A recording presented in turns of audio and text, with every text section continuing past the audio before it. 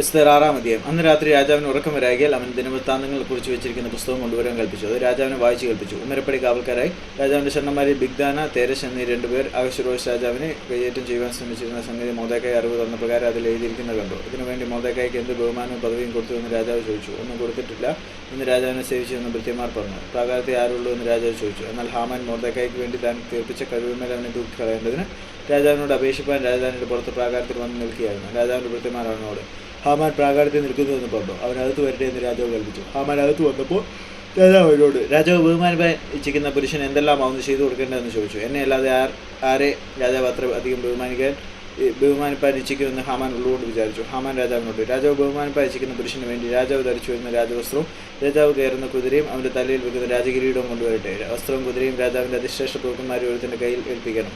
രാജാവ് ബഹുമാനിപ്പാൻ ഇച്ഛിക്കുന്ന പുരുഷനെ ആ വസ്ത്രം ധരിപ്പിച്ച് കുതിരപ്പുറത്ത് കയറ്റി പട്ടണവീതിയിൽ കൂടി കൊണ്ടുവരണമെന്ന് രാജാവ് ബഹുമാനിപ്പാൻ ഇച്ഛിക്കുന്ന പുരുഷനെ എങ്ങനെ ചെയ്യുമെന്ന് അവൻ്റെ മുമ്പിൽ വിളിച്ചു പറയണമെന്ന് പറഞ്ഞു.